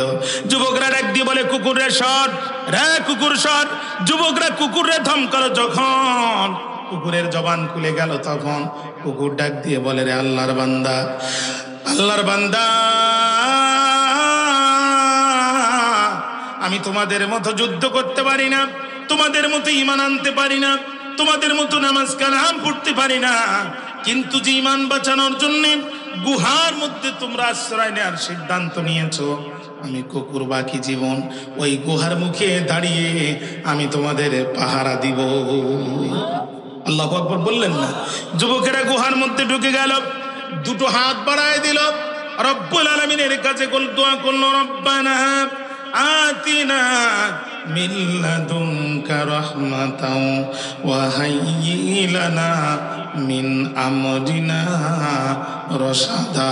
জোরে কোন আল্লাহু আকবার। যুবকেরা যখন দোয়া করলো, রব্বুল আলামিন তোমার রহমতের দরজা আমাদের জন্য খুলে দাও, আর আমরা যে বিষয়টা সিদ্ধান্ত নিয়েছি এটা বাস্তবায়ন করার তৌফিক তুমি আমাদেরকে দাও। আল্লাহ ডাক দিয়ে হাবিব, যুবকেরা যখন দোয়া করলো, আমি আল্লাহ তখন কি করলাম জানেননি? কই কি, কারেন্টের সুইচ চাপ দিলে লাইট জ্বলতে দেরি হয়, আমি যুবকদের দোয়া কবুল করতে দেরি করলাম না। জোরে করুন আল্লাহু আকবার। ফাদরাবনা আলা আযানিহিম ফিল কাহফি সিনিনা আদাদা। জোরে কোন আল্লাহু আকবার। আমি যুবকদের দোয়া কবুল করে নিলাম, তাদের কর্ণ কুহুরের মধ্যে সিল মেরে দিলাম, দুনিয়ার কোনো আওয়াজ আর তাদের কানের মধ্যে পৌঁছালো না। ফলে একটা না গুহার মধ্যে বেশ কয়েক বছর তারা ঘুমায় গেল। আল্লাহ কোরআনের অন্য জায়গায় বলছে, ওয়ালাবিসু ফি কাহফিহিম সালাসামিয়াতিন সিনিনা ওয়াজদাদু তিসআ। জোরে কোন আল্লাহু আকবার। একটানা গুহার মধ্যে 309 বছর যুবকেরা এক ঘুমে পার করে দিল। ও নবী, যুবকেরা তো গুহার মধ্যে ঘুমাবে, কিন্তু সকালবেলা তো সূর্য উঠবে, সূর্য উঠবে যখন গুহার মধ্যে আলো যাবে তখন, আর গুহার মধ্যে আলো যাবে যখন আমার যুবকদের ঘুমে ডিস্টার্ব হবে তখন। এই জন্য আমি আল্লাহ কি করলাম আপনি জানেননি? কই কি 6000 বছর পূর্বে আপনার উম্মতেরা যখন এই সূরা কাহফ খুলে গুহাবাসীর ইমানদারদের কথা পড়বে, তারা যেন একটু সূর্যের দিকে তাকায় নেয়, যাতে যুবকদের ঘুমে ডিস্টার্ব না হয়। وترى الشمس إذا طلعت تزاور عن كهفهم ذات اليمين وإذا غربت تقرضهم ذات الشمال وهم في فجوة منه ذلك من آيات الله من يهد الله فهو المهتد ومن يضلل فلن تجد له وليا مرشدا। যুবকদের যাতে ঘুমে ডিস্টার্ব না হয় এই জন্য আমি আল্লাহ সূর্যকে বলে দিলাম, সূর্য রে তুমি উঠবে যখন একটু ডান পাশ দিয়ে হেলে উঠবা তখন। আল্লাহু আকবার বললেন না? একজন ইমানদারের কত মর্যাদা আল্লাহর কাছে। রে সূর্য তুমি উঠবা যখন ডান পাশ দিয়ে হেলে উঠবা তখন, আর অস্তমিত হয়ে যাবে যখন বাম পাশ দিয়ে হেলে উঠবা তখন। ও প্যানের ভাইরা, আকাশের মর্যাদা আল্লাহর কাছে নাই, জমিনের মর্যাদা আল্লাহর কাছে নাই, চন্দ্রের মর্যাদা আল্লাহর কাছে নাই, যত না একজন ইমানদারের মর্যাদা আল্লাহর কাছে আছে। আল্লাহু আকবার। সূর্যকে আল্লাহ বলে দিল ওঠার সময় ডান পাশ দিয়ে উঠবে, সূর্যকে বলে দিল নামার সময় বাম পাশ দিয়ে নামবে। নবী শুধু তাই না, 309 বছর তো একটা দুইটা দিন না, আমার যুবকেরা গুহার মধ্যে ঘুমায় থাকবে, মাটির পিঁপড়া পোকামাকড় আমার যুবকদের শরীরের উপরে যাতে না উঠতে পারে। এজন্য আমি কি করলাম জানেননি? কই কি, কই ওয়াতাহসাবুহুম আইকাযা ওয়া হুম রুকুদ। আমি যুবকদের চোখের মধ্যে ঘুম দিলাম, কিন্তু চোখগুলো খোলা রাখলাম যাতে যাতে মাটির পিঁপড়া পোকামাকড় মনে করে ওরা জাগ্রত, কিন্তু অথচ ওরা ঘুমান্ত। আমি আল্লাহ ঘুম দিলাম ঠিকই, কিন্তু চোখ খোলা রাখলাম, দেখলে মনে করবা যে জেগে আছে, অথচ তারা ঘুমাচ্ছে। জোরে করেন আল্লাহু আকবার। নবী 309 বছর তো একটা দুইটা বছর না। ওরা যদি ডান কাতে ঘুমায় ডান হাত প্যারালাইজড হয়ে যাবে, ডান পা প্যারালাইজড হয়ে যাবে। আবার যদি বাম পাশে ঘুমায় বাম হাত প্যারালাইজড হয়ে যাবে, বাম পা প্যারালাইজড হয়ে যাবে। এজন্য আমি আল্লাহ কি করলাম আপনি জানেননি? কই কি, আল্লাহ কয় নুকাল্লিবুহুম যাতাল ইয়ামিনি ওয়া যাতাশ শিমাল। আমার যুবকদের ঘুমের ভিতরে আমি আল্লাহ নিজেই আমার রহমতের হাত দিয়া ডান থেকে বামে, বাম থেকে ডানে আমি নিজেই ওদের পাশ ফিরানোর ব্যবস্থা করে দিলাম। জোরে কর না আল্লাহু আকবার। আমি আল্লাহ আমার রহমতের হাত দিয়া যুবকদের ঘুমানো ঘুমন্ত অবস্থায় আমি আল্লাহ ডান থেকে বামে আর বাম থেকে ডানে আমি নিজেই পাশ ফেরাই দিতাম নবী। আর ওদের যেই কুকুরটা আছে ওই কুকুরটা কি করলো আপনি জানেননি? ওয়া কালবুহুম বাসিতুন যিরাআইহি বিল ওয়াসির, ওদের যে কুকুরটা আছে ওই কুকুরটা গুহার প্রবেশদ্বারে দুই হাত দুই দিকে দিল, দুই পা দুই দিকে দিল, জিহ্বাটা লম্বা করে এমন কায়দায় শুয়ে আছে। নবী আপনি যদি ওই কুকুরের দৃশ্য দেখতেন আপনি ভয় পেতেন, শুধু ভয় পেতেন না, আপনি পিছন দিক থেকে পালাতেন। বিরক্ত হয়ে যাচ্ছেন? মনোযোগ আছে আমার দিকে? এখন আপনারা এত কথা বলার পরে আল্লাহ বলছে আম্মা হাসিবিতা আন্না আসহাবাল কাহফি ওয়ার রাকিম কানু মিন আয়াতিনা আযাবা। জোরে কোন আল্লাহু আকবার, আরো জোরে কোন আল্লাহু আকবার। নবী আপনি কি মনে করেন এই আসহাবে কাহফের 7 জন যুবককে 309 বছর ঘুম পাড়ায় রাখা আমি আল্লাহর জন্য আশ্চর্য ব্যাপার? ভাইরা জবান খুলে বলেন তো আকাশ কয়টা? আহা একটু জোরে বলেন, আরো জোরে কোন না। এবার চিল্লা এখন খুঁটি কয়টা? 4টা, একটাও নাই। খুঁটি ছাড়া বিশাল আকাশ যে আল্লাহ রাখতে পারে, আসহাবে কাহফের 7 জন যুবককে 309 বছর আল্লাহ ঘুম পড়ে রাখতে পারে না? মুসা আলাইহিস সালামের উম্মতরা লোহিত সাগরের কিনারে, পিছনে ওই যে ফেরাউনের বাহিনী দেখা যায়। মুসা আলাইহিস সালামের উম্মতরা মুসা আলাইহিস সালামকে ধরে বলছে ও মুসা তোমার আল্লাহ কই? মুসা আলাইহিস সালাম বলছে ইন্না রাব্বি সাইয়াদিন, পাগল হয়ো না, আমার আল্লাহ এখানেও পথ দেখাবে। জোরে কন্না সুবহানাল্লাহ। আল্লাহকে মুসা হাতে আছে লাঠি, পায়ের নিচে মাটি, লাঠি দিয়ে মাটির পরে আঘাত করার দায়িত্ব তোমার। তোমার রাস্তা দরকার একটা, আমি আল্লাহ বের করে দিব 12টা। সুবহানাল্লাহ বললেন না? যে আল্লাহ তাআলা তাৎক্ষণিক সমুদ্রের বুক চিরে রাস্তা বের করে দিতে পারে, বের করে দিতে পারে। আসহাবে কাহফের 7 জন যুবককে 309 বছর ওই আল্লাহ ঘুম পড়ে রাখতে পারে না? হযরত আবু বকরকে আপনারা চিনেন, নবীজির সাহাবী, নবীর বাল্যকালের সাথী, হিজরতের রাতের সাথী, নবীর কবরের পাশে যার কবর, নবীর জান্নাতের সাথী। জোরে কন্না সুবহানাল্লাহ। হযরত আবু বকর বলল আমি যখন মারা যাব তোমরা আমাকে গোসল করাবে, আমার ইন্তেকালের পরে কাফন পরাবে, জানাজা পড়াবে, এরপরে রাসূলের রওজা শরীফের সামনে আমাকে নিয়ে যাবে। খবরদার তোমরা কেউ হাত দিয়ে রসুলের রওজার গেট খুলবে না, তোমরা কেউ হাত দিয়ে রসুলের রওজার গেট খুলবে না। যদি রওজা শরীফের গেট এমনি এমনি খুলে যায় বুঝবা অনুমতি আছে, নবীর পাশে আমাকে শোয়ায় দেবে। আর যদি গেট না খোলে খবরদার আমাকে শোয়াবে না। হযরত আবু বকর মারা গেল, সাথীরা গোসল করালো, তারপরে কাফন পরালো, জানাজা পড়ানোর পরে রসুলের রওজা শরীফের সাথে নিয়ে যাওয়ার সঙ্গে সঙ্গে একা একা রওজা শরীফের গেট খুলে গেল।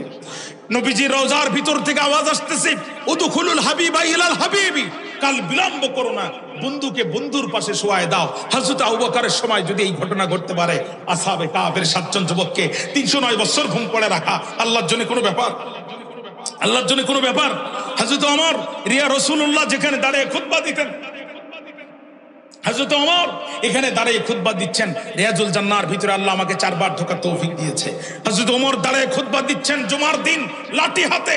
একই সময় 80,000 মাইল দূরে ইরাকের মাটিতে যুদ্ধ হচ্ছে, মুসলমানদের পক্ষে নেতৃত্ব দিচ্ছেন নবীজির একজন সাহাবী হযরতে সারিয়া রাদিয়াল্লাহু তাআলা আনহু। একই সময় হযরত ওমর মদিনায় খুতবা দিচ্ছে, সেম টাইমে জুমার দিন ইরাকের মাটিতে যুদ্ধ হচ্ছে। এক পর্যায়ে খুতবা দিতে দিতে হযরত ওমর লাঠি উঁচু করে বলছে ইয়া সারিয়াল জাবাল, আল জাবাল, ও সারিয়া যুদ্ধের রণকৌশল পরিবর্তন করো, এভাবে হবে না। পাহাড়কে পিছনে ফেলে তুমি সৈন্য নিয়ে সামনে আগায় যাও। হযরতে সারিয়া রাদিয়াল্লাহু তাআলা আনহু ইরাকের মাটি থেকে যুদ্ধ করে মদিনায় ফিরে হযরত ওমরকে বলছে আমিরুল মুমিনিন, খলিফাতুল মুসলিমিন, আপনি মদিনার মাটি থেকে আমাকে ডাক দিয়েছেন, আল্লাহর কসম করে বলছি ইরাকের মাটিতে যুদ্ধের ময়দানে আপনার কণ্ঠের আওয়াজ আমি আমার কানের মধ্যে শুনতে পেয়েছি। হযরত ওমরের সময় যদি এই ঘটনা ঘটতে পারে, আসহাবে কাহফের 7 জন যুবককে 309 বছর ঘুম পড়ে রাখা আল্লাহর জন্য কোনো ব্যাপার? দাকিয়ানুস গোটা দেশে রেড অ্যালার্ট জারি করলো। র্যাব, পুলিশ, চিতা, কোবরা, আনসার, বিডিআর, সরকারি বাহিনী, বেসরকারি বাহিনী সব নামায় দিয়ে কোথাও খুঁজে পেল না। দাকিয়ানুস বুঝতে পারলো যুবকেরা এখন এই গুহার মধ্যে পালায়েছে, দাকিয়ানুস তখন অহংকার করে বলল, আমি নিজে হাতে যুবকদেরকে ধরবো, বের করে নিজে হাতে ফাঁসির কাস্টে ঝুলাবো। সেনাবাহিনীর প্রধান ওয়াকারুজ্জামান ডান পাশে থাকো, পুলিশের প্রধান বেনজির বাম পাশে থাকো, আর ডিবি হারুন তুমি আমার পিছনে থাকো। এই বলে দাকিয়ানুস যখন ঢুকতে গেছে, আর কুত্তার ওই অবস্থা দেখছে, কুত্তা হাত দুটা লম্বা করে, পা দুটা লম্বা করে, জিভটা বাহির করে একটা ঘেঁষি মেরে এমন কায়দায় আছে, এখানে ঢুকে যদি আবার সামনে যাই, আবার যদি দেখি একটা বাঘ এই কায়দায় আছে, আর পিছনের কুকুর যদি আবার জেগে ওঠে, সামনেও যেতে পারবো না, পিছনেও আসতে পারবো না। কিছু এলাকার কিছু মহিলা আছে খুব ডেঞ্জারাস, পল্লী বিদ্যুতের মিটারের দামও দেয় না, লাইনও কাটতে দেয় না, আছে না? কথা বলেন না কেন? এখন এক জোর করে এক মিটার রিডার গেছে লাইন কাটতে, মহিলা ঘর থেকে হিসুদা বাইর করছে। হিসুদা চেনেন তো, চিকুন লম্বা, খোকার বাপ ডাকাতি করে 6 মাস হলো জেলখানায়, আর তুই আসিস আমার বাড়ি লাইন কাটতে, এত বড় সাহস তো? বেচারা দেখছে তো কোপ দিয়েই ফেলবে না, বাঁচার জন্য তাড়াতাড়ি খেজুর গাছে উঠছে। মহিলা নিচে যেয়ে বলে, উঠতে পারলাম না বলে বাঁচলি, কিন্তু আমি এখান থেকে সরবো না। তুই উপরে উঠলো 2 কোপ, তুই নিচে নামলো 2 কোপ। বেচারা ওখান থেকে থানায় টেলিফোন করছে, স্যার তাড়াতাড়ি পুলিশ পাঠান, আমার লাইন খুব খারাপ, আমি উপরে উঠলো 2 কোপ, আমি নিচে নামলো 2 কোপ। ভাইরা আমার, দাকিয়ানুস চিন্তা করলো, প্রথমে যদি কুকুরের এই অবস্থা হয়, ভিতরে যদি একটা বাঘ সিংহ থাকে, তখন তো সামনেও যেতে পারবো না, পিছনেও আসতে পারবো না, বিপদে পড়ে যাবো, কি করা যায়? দাকিয়ানুস তখন বের হয়ে বলল, আমি তোদের মারতে পারলাম না হাতে, তোদের মারবো ভাতে। ঠিক ভারত কি করলো? দাকিয়ানুস বলল, গুহার মুখ আটকায় দাও, আর একটা নেম প্লেটে 7 জন যুবকের নাম লিখে দাও। ভারত ঠিক একই পরিকল্পনা করলো। ভারত দেখলো আমার দালাল সরকার রাখতে পারলাম না, বাংলাদেশকে ভালো থাকতে দেব না, গেটের মুখ খুলে দাও, বাংলাদেশ বন্যা দিয়ে ভাসায় দাও। কথা বলেন না কেন? অতএব ভারত আমাদের 1 নম্বর শত্রু। বাংলাদেশের 1 নম্বর শত্রু আমেরিকা, জর্দান, কানাডা নয়, জার্মান, কানাডা, সুইজারল্যান্ড, ব্রিটেন 1 নম্বর শত্রু নয়। ফিলিস্তিনের 1 নম্বর শত্রু হচ্ছে ইসরায়েল, আর বাংলাদেশের 1 নম্বর শত্রু হচ্ছে ভারত। ভারতকে যারা শত্রু মনে না করে, তারাই রাষ্ট্রের শত্রু।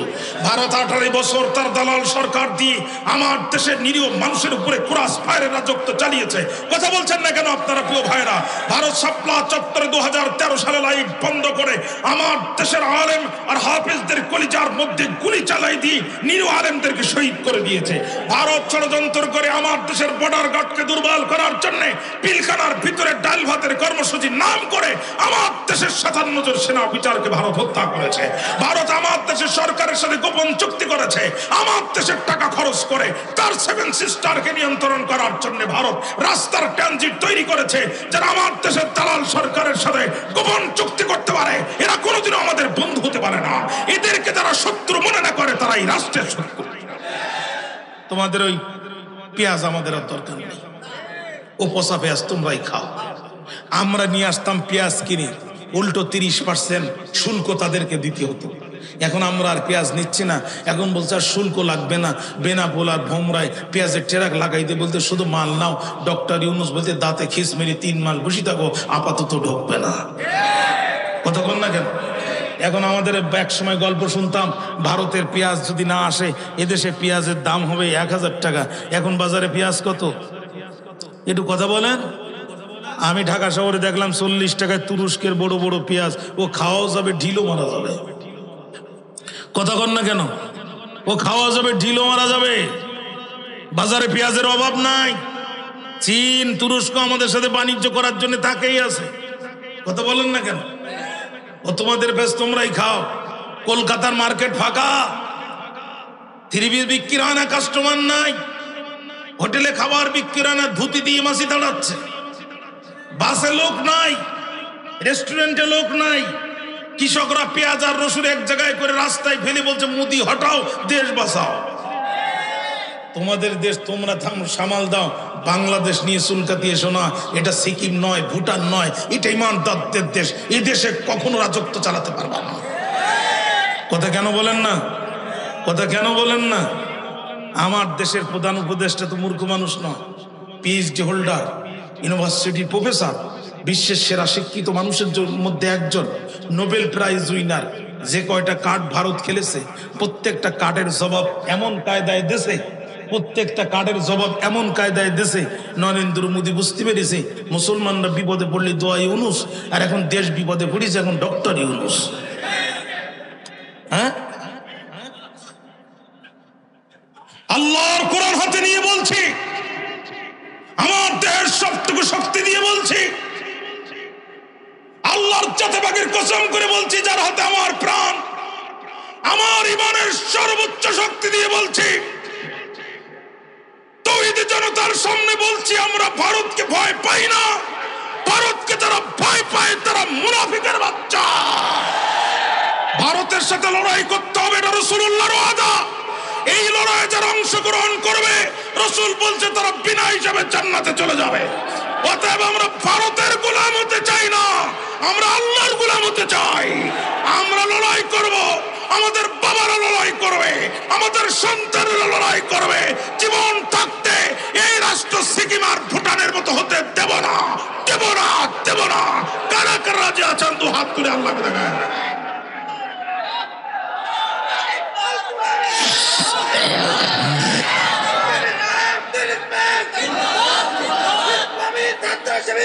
আমার ভাইরা, পাকিস্তান থেকে মাত্র 5টা চালান ঢুকেছে, তাতেই দাদার ধুতি ঢিলা হয়ে গেছে, ঠিক না? আর রিপাবলিক বাংলা একটা চ্যানেল আছে না, আর এক ফড়িং সাংবাদিক আছে, শুধু চিংড়ি মাছের মতো লাফায়। এতে দেখাচ্ছে যে ভারতের হিন্দুরা আমাদের দেশে যুদ্ধ করার জন্য সীমান্তে ভিড় করতেছে। আমরা বলছি দাদা শুধু একটু রিস্ক দিয়ে ভিতরে ঢুকিয়ে দাও।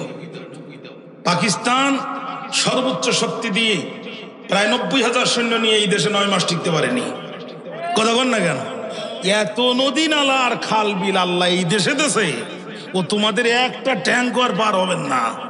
18 কোটি মুসলমান হাতের মুষ্টিমের ইমানের বলে বলিয়ান হয়ে যখন নারায়ে তাকবীরের আওয়াজ দিবে, গোমূত্র খাওয়ারা পালানোর সময় ধুতি নেওয়ার টাইম পাবে না। অতএব আমাদের দিকে চোখ রাঙাবা না। আমরা সিকিম নয়, আমরা ভুটান নয়, আমরা বাংলাদেশ। কথা বলেন না কেন? এই জন্যে স্টেজে কাঠের পুতুল নাচে, আপনার বিরক্ত হচ্ছে না? আমাদের 12টা তো বেজেই গেছে, কষ্ট হচ্ছে তো আপনাদের। স্টেজে কাঠের পুতুল নাচে, কাঠের পুতুলের বাবার ক্ষমতা নিয়ে স্টেজে নাচবে। ওরে রশি দিয়ে স্টেজের পিছন থেকে টান মারে যেমন, ও ড্যান্স মারে তেমন। এই দেশে কিছু রাজনীতিবিদ, কিছু বিশ্ববিদ্যালয় শিক্ষক আর কিছু বুদ্ধিজীবী নামের বুদ্ধি প্রতিবন্ধী আছে। এরা এদের রশি হচ্ছে ভারতের দিল্লিতে। 24-এর স্বাধীন বাংলায় দিল্লির কোনো পুতুল এই দেশে নাচতে পারবে না। পরিষ্কার বক্তব্য। স্বাধীন বাংলাদেশে আমরা কোনো দেশের গোলাম হতে চাই না, আমরা মুক্ত স্বাধীনভাবে চলতে চাই। কথা বলেন ঠিক কিনা? ভাইরা আমার, একান্ত আপনজনরা আমার, খেয়াল করেন। এখন ডাকিয়ানুস বলল গুহার মুখ আটকায় দাও, কিন্তু সরিষার ভিতরে ভূত আছে না নাই? আল্লামা সাইদিকে অত্যন্ত গোপনে ইনজেকশন পুশ করে হত্যা করার সময় ভিডিও করার লোক আছে না নাই? আছে না নাই? ইতিমধ্যে ডাকিয়ানুসের ওই পুলিশ অফিসারের ভিতরে 2 জন পুলিশ অফিসার ঈমান গ্রহণ করেছে। তারা সিসার প্লেটে 7 জন যুবকের নাম লিখে ওখানে একটা সিন্ধুকের ভিতরে ঢুকায় দিয়েছে। ভাইরা আমার, 309 বছর পার হয়ে গেছে। ডাকিয়ানুসের মতো জালেম বিদায় নিছে, মাঝখানে আরো 2-3 জন শাসক বিদায় নিছে। বর্তমানে যিনি আসছে তার নাম তন্দুরুস। 58 বছর তিনি রাষ্ট্রের নেতৃত্ব দিছে, বড় আল্লাহওয়ালা মানুষ। উনি মুসলমানদের ভিতরে একটা ফিতনা তখন দেখা দিল। মুসলমানরা কিয়ামতকে অস্বীকার করতে লাগলো। নাউজুবিল্লাহ, মানুষ মারা গেলে কবরে রেখে যায়, এই মানুষের হাড় হাড্ডি গোস্ত চামড়া মাটির সাথে মিশে যায়। কিয়ামতের দিনে এই মানুষ কেমনে জাগ্রত হবে? এই সন্দেহ মুসলমানদের কলিজার ভিতরে বাসা বাঁধলো। মুসলমানরা প্রত্যেকদিন বেঈমান হতে লাগলো। তন্দুরুস সিজদায় পড়ে গেল, আল্লাহর কাছে সাহায্য চাইলো, আল্লাহ এমন ঘটনা ঘটায় দাও আমার জাতির লোকেরা যেন ঈমান হারা না হয়। একজন কৃষক ছিল, আল্লাহ তার কলিজার ভিতরে ইলহাম দিয়ে দিল যে তুমি এই গুহার মুখ ভাঙ্গো। কৃষক তার দলবল নিয়া গুহার মুখ ভাঙা শুরু করলো। আসহাবে কাহফের 7 জন যুবকের ঘুম আস্তে আস্তে ভাঙা শুরু হয়ে গেল। আল্লাহ রাব্বুল আলামিন বলেন, ওয়াকাযালিকা বা'আসনাহুম লিতাসাআলু বাইনাহুম ক্বালা কাইলুম মিনহুম কাম লাবিথতুম ক্বালু লাবিসনা ইয়াওমান আও বা'দা ইয়াওমিন। আল্লাহু আকবার বলেন। ঘুম থেকে আল্লাহকে ওয়াকাযালিকা বা'আসনাহুম, ঠিকই ভাবে আমি তাদেরকে জাগ্রত করলাম। কেন? লিতাসাআলু বাইনাহুম, একে অপরকে জিজ্ঞাসা করার জন্য। ক্বালা কাইলুম মিনহুম, তাদের মধ্যে একজন বলল কাম লাবিসতুম, কতক্ষণ ঘুমিয়েছো তোমরা? বলছে লাবিসনা ইয়াওমান, একদিন ঘুমিয়েছি, আও বাদা ইয়াওমিন, একদিনের অর্ধেক ঘুমিয়েছি। কয় এই একদিনের অর্ধেক ঘুমাইলে কি হাতের নখ 5 হাত করে লম্বা হয়? হাতের নখ 5 হাত করে লম্বা হয়? গোপ লম্বা হয়ে ঠোঁট পার হয়ে দাড়ির এখানে চলে আসছে, পিছনের চুল লম্বা হয়ে চলে গেছে। তখন ওরা বলছে রব্বুকুম আ'লামু বিমা লাবিসতুম, তর্ক করে লাভ নাই, তোমাদের রবই ভালো জানেন তোমরা কতদিন ঘুমিয়েছো। যেরকম না সুবহানাল্লাহ। এখন বলছে পকেটে হাত দাও, প্রত্যেকেই 2 টাকা করে দাও। গতকাল থেকে আজ পর্যন্ত কিছু খায়নি, পেটের মধ্যে খুব ক্ষুধা। কবে থেকে খায় না? গতকাল থেকে। কিন্তু হয়ে গেছে কত বছর? সুবহানাল্লাহ বলতে মন চায় না। এখন যাকে পাঠিয়েছে তাফসিরে তার নাম এসেছে তমালিকা। তমালিকা গুহা থেকে বেরিয়ে উপরে উঠে দেখে মেট্রো রেল চলতেছে উপর দিয়া। কি চলে? সামনে যেয়ে দেখে পদ্মা সেতু, আরেকটু সামনে যেয়ে দেখে ওভার ব্রিজ, আরেকটু সামনে যেয়ে দেখে টানেল। এখান থেকে 20 বছর আগে যারা মারা গেছে এদের ধরে যদি সাতক্ষীরা এই যে নতুন বাইপাস হয়েছে রাস্তায় ছেড়ে দেন, ও রাস্তা চিনি বাড়ি আসতে পারবে? কিন্তু রাস্তা দেখিনি। আর ঢাকা শাহবাগ মোড়ে নামাই দিলি তো মনে করবে আমেরিকায় নামাইতেছে, ঠিক না? তার মানে রাষ্ট্র, আমি বুঝাতে চাইলাম রাষ্ট্র এখন অনেক উন্নত হয়ে গেছে, আগের জায়গায় নাই। তখন ওরা চিন্তা করছে গতকালকে যখন গুহার মধ্যে গেছিলাম এই পদ্মা সেতু দেখি নাই, টানেল দেখি নাই, ওভার ব্রিজ দেখি নাই, কোথার থেকে আসলে? 309 বছর আগের টাকা নিয়ে ভর দুপুর বেলা অধিকাংশ দোকান বন্ধ, এক দোকানে যে 309 বছর আগের টাকা দিয়ে বলছে মামা 10টা রুটি দাও। দোকানদার তাকিয়ে দেখে নখ 5 হাত করে লম্বা, চুল লম্বা, গুপ লম্বা, দাড়ি লম্বা, আর হাতের মধ্যে 309 বছর আগের টাকা। এ তো জিনের বাচ্চা। কার রুটি কে বিক্রি করে খেচ্ছে দৌড় পিছন দিকে। পরের দোকানে যেই বলছে মামা ও তো দৌড় মারলো, কিছু বুঝলাম না, তুমি আমারে 10টা রুটি দাও। ও বলছে দাঁড়াও আসতে বলে ও দৌড়। 3 নাম্বার দোকানে যেই বলছে আমারে দেখি সবাই কেন দৌড়ায় জানি না, 10টা রুটি চাই, এই নাও টাকা। 3 নাম্বারটা আবার খুব সালাদ। এ তখন বেরিয়ে এসে হাতটা ধরে বলছে স্বর্ণের খনি কোথায় পেয়েছো? 309 বছর আগের টাকায় তো স্বর্ণের টাকা কই পাইছো? 50% ভাগ দাও নাই, পুলিশ ডিউটি করতেছে, ধরাই দেবো।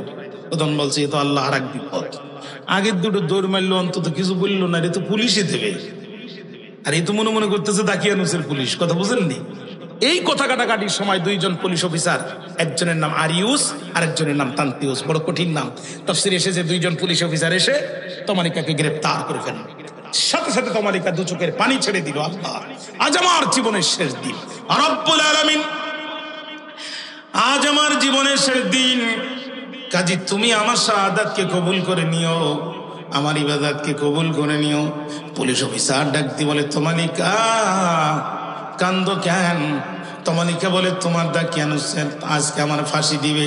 রে তমালিকা, না না না, তোমার কোথাও ভুল হচ্ছে। তোমার মুখে যে কালেমা শুনেছি, আমার প্রেসিডেন্টের জবানেও আমি একই কালেমা শুনেছি। একজন কালেমাওয়ালা মানুষ কোনোদিন আরেকজন কালেমাওয়ালা মানুষকে অন্যায় ভাবে মারতে পারে না। তাহলে আজকে আমাদের আল্লামাকে যারা নৃশংসভাবে হত্যা করলো, এরা কোনোদিনও মুসলমান দাবি করার নৈতিক অধিকার রাখে না, ঠিক না? ঠিক না? আহারে কোন মহামানুষ! এ পর্যন্ত বাংলাদেশ থেকে যত মানুষ, 2 জন মানুষ কাবা শরীফের ভিতরে ঢুকে আল্লাহকে সিজদা দেওয়ার সুযোগ পেয়েছে।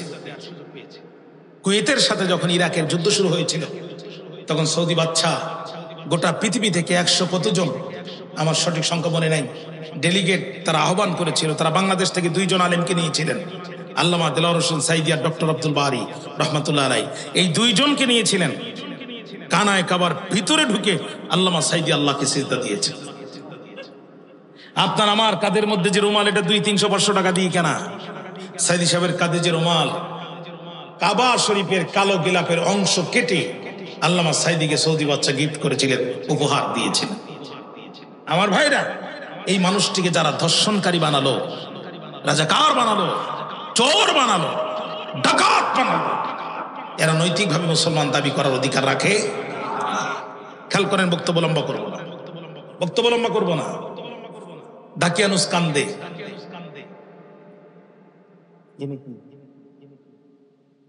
ভাই আপনারা কারা? Committee committee? ও খোদা, বেড়ায় যদি ফসল খায় তা হবে কেন? আল্লাহ, একটু থামেন, হয়ে গেছে আমার, একটু থামেন, 2 মিনিট থামেন। আপনাদের বিরক্তি আসতেছে, আমি বুঝতে পারতেছি, আমি শেষ করে দিচ্ছি। খেয়াল করেন। আমার তো গলা বসে গিয়ে টাচ করে। খেয়াল করেন, আমার কণ্ঠ বসে গেছে, তারপরেও আমি আপনাদের চোখের দিকে তাকিয়ে হক আদায় করে কথা বলতেছি। আমার কথা বলতে খুব কষ্ট হচ্ছে। খেয়াল করেন প্রিয় ভাইরা আমার, পুলিশ অফিসার কান দেওয়া বলে আমার প্রেসিডেন্টের জবানে যে কালেমা শুনেছি তোমার জবানে একই কালেমা। তোমালিকে কয় প্রেসিডেন্ট আবার কালেমা পড়বে কেন? ও তো মুক্তির বাসীদের আদেশ দিচ্ছে। পুলিশ অফিসার বলে তুমি কার ভয়ে কান্দো? কয় দাকিয়ানুসের ভয়ে কান্দি। দাকিয়ানুসের তুমি কিসের জন্য কান্দো? কয় শহীদ হয়ে যাব। কে তোমাকে ঝুলাবে ফাঁসির কাস্টে? কয় দাকিয়ানুস ঝুলাবে। ওই শেষ স্বৈরাচার বিদায় হয়েছে 309 বছর আগে। কও কি বর্তমান প্রেসিডেন্ট কে? কয় তন্দুরুস।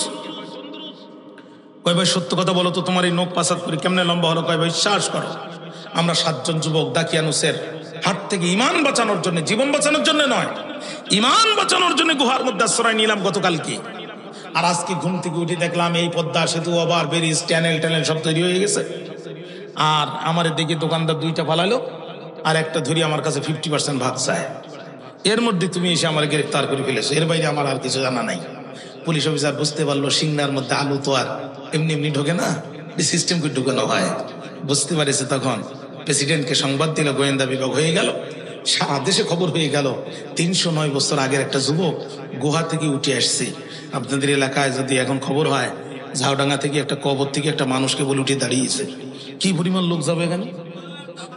আমি ছোটকালে তারালি মাদ্রাসায় পড়তাম কালীগঞ্জ, আমার বাড়ির পাশে।